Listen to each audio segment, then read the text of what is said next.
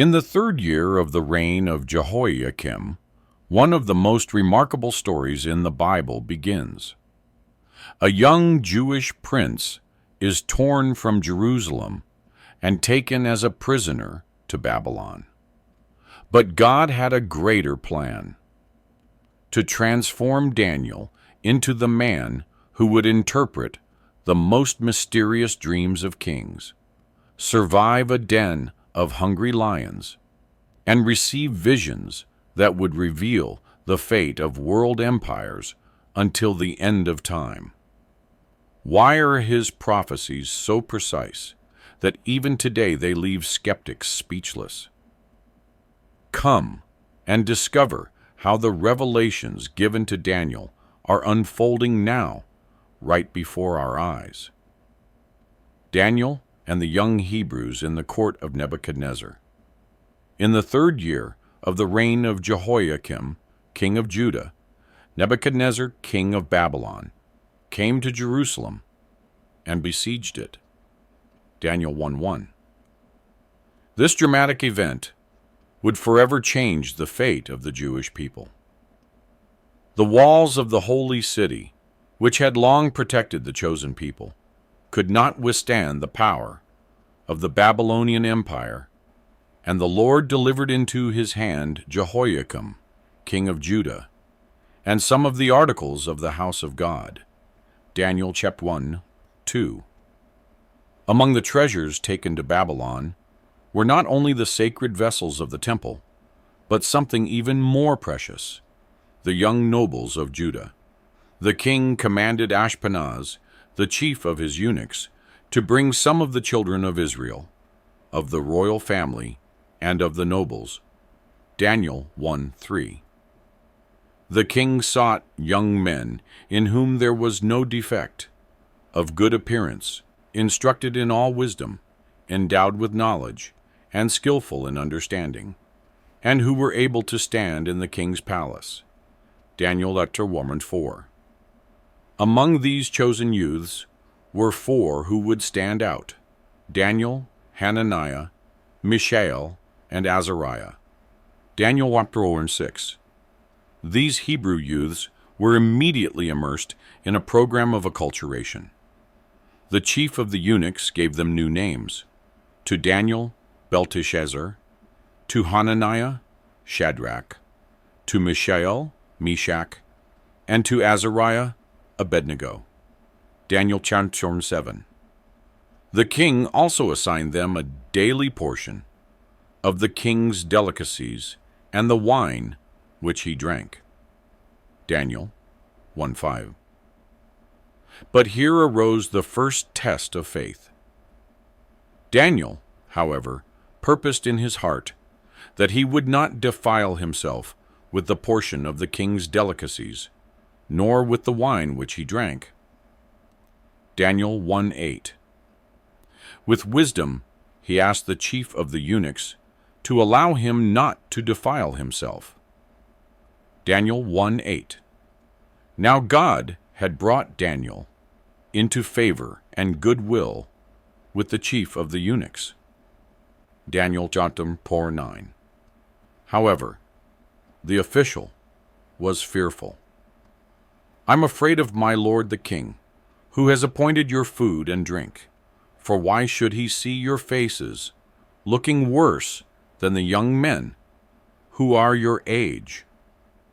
Daniel 1:10.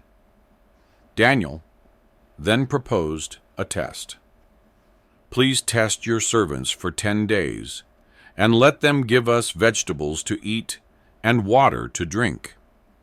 Then let our appearance be examined before you, and the appearance of the young men who eat the portion of the king's delicacies, and as you see, deal with your servants." Daniel 1:12-13. The result was extraordinary. At the end of 10 days, their appearance seemed better, and they were fatter in flesh than all the young men who ate the king's delicacies. Daniel 1:15. During the 3 years of training, These 4 youths were given knowledge and skill in all literature and wisdom. But Daniel had understanding in all visions and dreams. Daniel 1:17. At the end of the period, when the king examined them, he found them 10 times better than all the magicians and astrologers who were in his entire kingdom. Daniel chapter 1:20. This was not just a testimony of the intellectual superiority of these youths, but a demonstration of the power and faithfulness of the God of Israel. The dream of the great statue. In the 2nd year of Nebuchadnezzar's reign, the king had dreams, and his spirit was troubled, and his sleep left him. Daniel 2:1. This was no ordinary dream. It was a divine revelation that would change the course of history and reveal the future of nations. The king was so disturbed that he ordered the magicians, astrologers, sorcerers, and Chaldeans to declare to the king his dreams. Daniel chapter 2:2. But there was an extraordinary detail in this request. The king did not only want the interpretation, but demanded that they tell him the dream itself. I have had a dream, and my spirit is anxious to know the dream. Daniel chapter 3. The wise men answered, O king, live forever. Tell your servants the dream, and we will give the interpretation. Daniel 2:4. The king's response was terrifying. If you do not make known to me the dream and its interpretation, you shall be cut in pieces, and your houses shall be made an ash heap. Daniel 2:5. The wise men protested, There is no man on earth who can tell the king's matter. Daniel 2:10. Furious at this response, the king was angry and gave a command to destroy all the wise men of Babylon. Daniel 2:12. This decree included Daniel and his companions, who were not even present at this audience. When Daniel heard about the situation, he went in and asked the king to give him time so that he might tell the king the interpretation. Daniel 2:16. Then Daniel went to his house and made the matter known to Hananiah, Mishael, and Azariah, his companions, that they might seek mercies from the God of heaven concerning this secret, so that Daniel and his companions might not perish with the rest of the wise men of Babylon. Daniel 2:17-18. Then the mystery was revealed to Daniel in a night vision. Daniel 2:19. His first reaction was praise. Blessed be the name of God forever and ever, for wisdom and might are his. Daniel 2:20. When Daniel was brought before the king, he declared, The mystery which the king has demanded, the wise men, the astrologers, the magicians, and the soothsayers cannot declare to the king. But there is a God in heaven who reveals secrets. Daniel 2:27-28. Daniel then revealed the dream. You, O king, were watching, and behold, a great image. This great image, whose splendor was excellent, stood before you, and its form was awesome. Daniel 2:31. The image had a specific composition. The head was of fine gold, its chest and arms of silver, its belly and thighs of bronze, its legs of iron, and its feet partly of iron and partly of clay. Daniel 2:32-33. Daniel then explained the meaning. You, O King, are King of kings, to whom the God of heaven has given the kingdom, the power, the strength, and the glory. Daniel chapter 2:37. The head of gold represented the Babylonian Empire. After you, another kingdom shall arise, inferior to yours. Daniel chapter 2:39. The chest and arms of silver represented the Medo-Persian Empire. A third kingdom of bronze, which shall rule over all the earth, represented the Greek Empire of Alexander the Great. The fourth kingdom, strong as iron, represented the Roman Empire. Daniel chapter 2:40. The feet, partly of iron and partly of clay, represented the division and fragility of this last kingdom. But the most astonishing part of the vision was yet to come. A stone was cut without hands, which struck the image on its feet of iron and clay, and broke them in pieces. Daniel 2:34.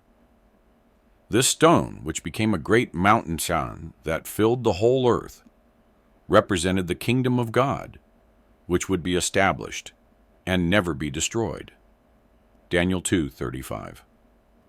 Incredible how God revealed the future of nations through a dream, isn't it? Tell me in the comments what part of this prophecy impressed you the most. And don't forget to share this video with someone who needs to know these truths. Nebuchadnezzar's reaction was remarkable.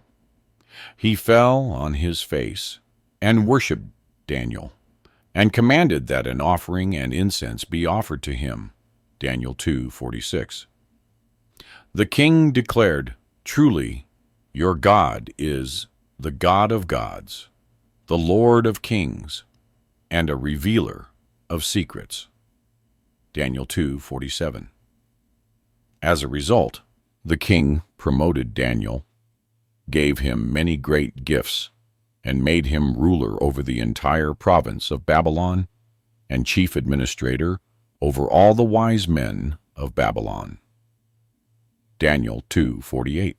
This extraordinary prophecy remains relevant to this day, for it shows the sovereign control of God over human history.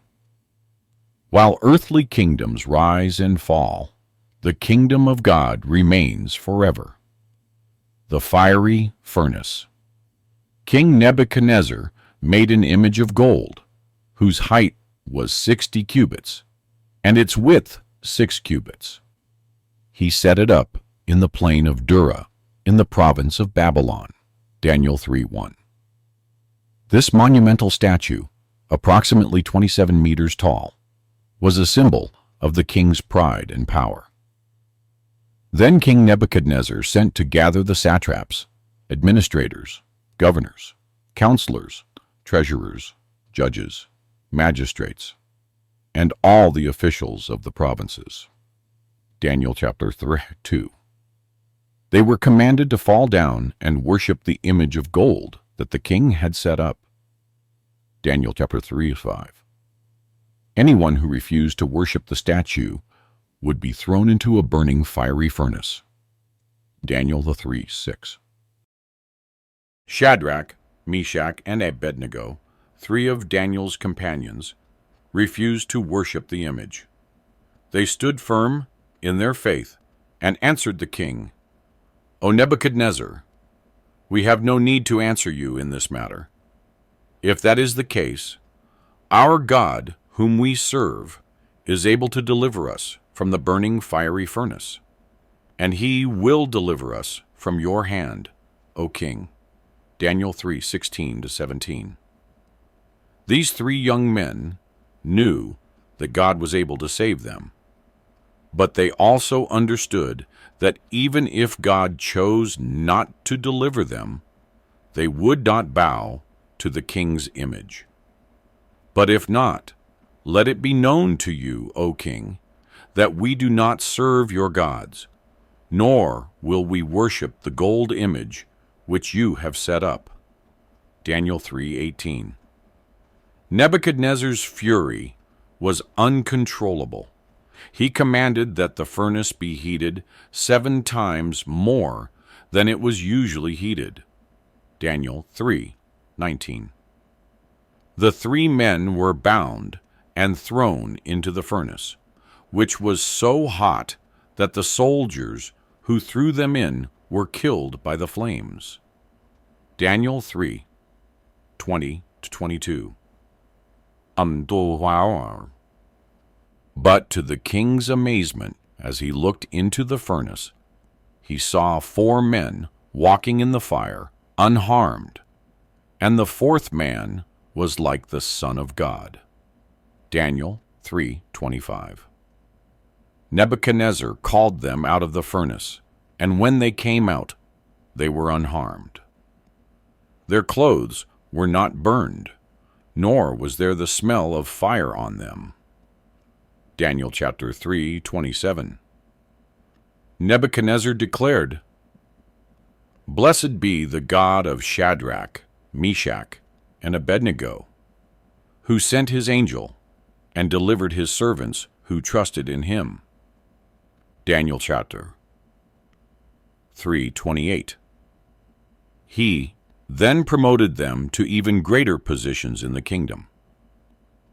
Daniel 3:30. This miraculous deliverance stands as a powerful reminder that even in the midst of the fiercest trials, God is able to protect and deliver his faithful servants. The writing on the wall.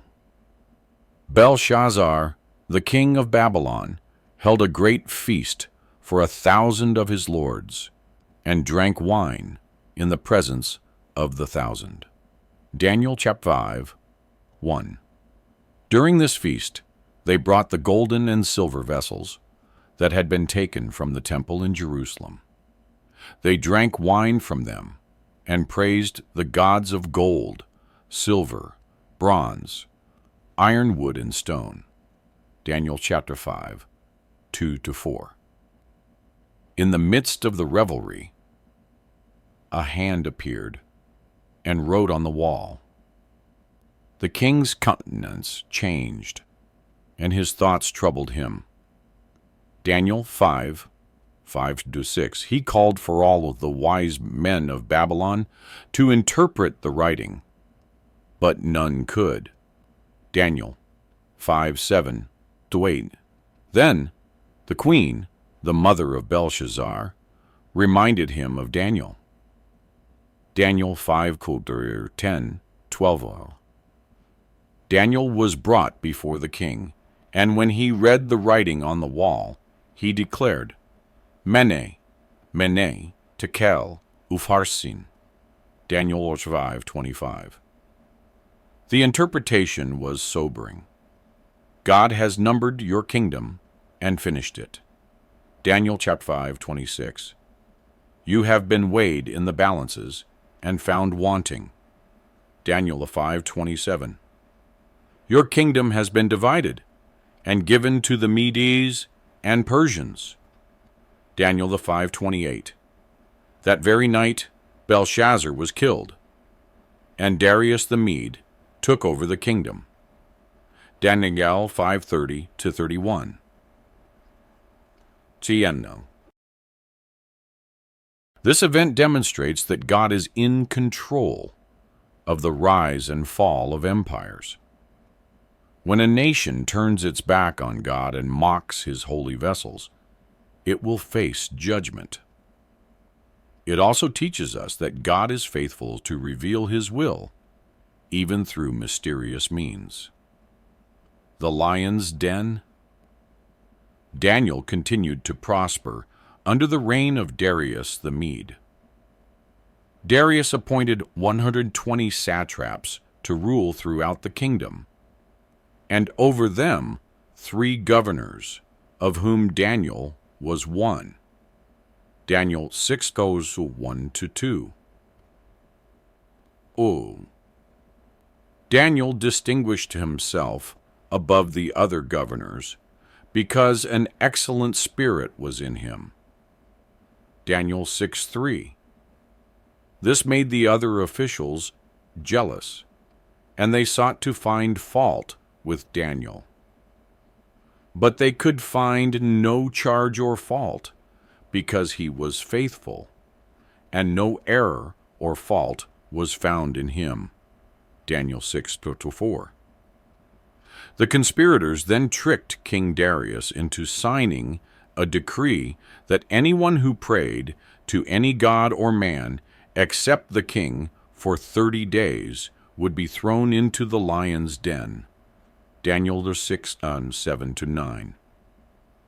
When Daniel learned that the decree had been signed, he went to his room, and with his windows open toward Jerusalem, he prayed 3 times a day, just as he had done before. Daniel 6:10. The conspirators found Daniel praying and brought him before the king.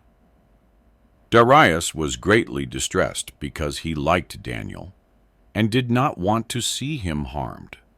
Daniel 6:14. But the law could not be changed, and Daniel was thrown into the lion's den. Daniel 6:16. The king said, "Your God, whom you serve continually, he will deliver you." Daniel 6:16. The next morning, Darius hurried to the lion's den and called out to Daniel. To his amazement, Daniel answered, "O king, live forever. My God sent his angel and shut the lions' mouths, so that they have not hurt me." Daniel 6:21-22. Daniel was lifted from the den, and no injury was found on him, because he believed in his God. Daniel 6:23. As a result, Darius issued a decree that in every dominion of his kingdom, men must tremble and fear before the God of Daniel. Daniel 6:26. This decree acknowledged the sovereignty of God and his power to deliver his people from even the most dangerous situations. Daniel's prophecies about the future. Daniel received many prophetic visions, some of which were disturbing and difficult to understand. In these visions, he saw the rise and fall of empires, the coming of the Messiah, and the ultimate triumph of God's kingdom. In Daniel 7, he saw 4 great beasts rising from the sea, each representing a kingdom. The first was like a lion with eagle's wings, symbolizing the Babylonian Empire. The second was like a bear, representing the Medo-Persian Empire. The third was like a leopard with 4 wings, symbolizing the Greek Empire. The fourth beast was terrifying and dreadful, with iron teeth, symbolizing the Roman Empire. Daniel 7:3-7. After these empires, Daniel saw the appearance of a Son of Man, who was given dominion, glory, and a kingdom that would never pass away. Daniel 7:13-14. Daniel also saw visions about the 70 weeks, a prophecy that predicted the coming of the Messiah and the ultimate restoration of Israel. Daniel 9:24-27. This prophecy has been carefully studied by scholars throughout history, and it points to the arrival of Jesus Christ as the fulfillment of God's plan for salvation. Daniel's faith in God remained unshaken through all the trials and tests he faced. His life is a testament to the power of prayer, the importance of standing firm in faith, and the certainty that God's plan will ultimately prevail. And so, Daniel's story is a reminder to all believers that though we may face trials, we serve a God who is in control of all things and who will deliver his people in his perfect timing. God's prophecies about the future are certain, and His kingdom will endure forever. Daniel, the prophet, who revealed the future. Daniel was not only a servant of God, but a prophet whose revelations have had an enormous impact on the history of the world. His prophecies about the kingdoms of the world, the coming of the Messiah, and the ultimate triumph of God's kingdom have inspired generations and continue to speak to us today. In Daniel, we see a man who remained faithful to God even in the midst of great trials. He faced the threat of death, endured exile, and witnessed the rise and fall of empires. Yet through it all, his faith in God remained strong, and he trusted in the sovereignty of God to bring about His purposes. Daniel's story teaches us that God's plans are greater than any human empire or power. It reminds us that no matter how uncertain or difficult the world may seem, we can trust in God's ultimate victory. Through his prophecies, Daniel pointed to the coming of a kingdom that would never end, a kingdom ruled by the Son of Man, Jesus Christ, whose reign will never be shaken. The lessons from Daniel's life and prophecies continue to inspire believers to stand firm in their faith, trust in God's sovereignty, and look forward to the coming of God's eternal kingdom. If this video has inspired you, don't forget to subscribe for more content like this. And of course, share your experiences in the comments. Together, we can build a strong and positive community. Thank you for joining us on this journey of growth and transformation. See you in the next video.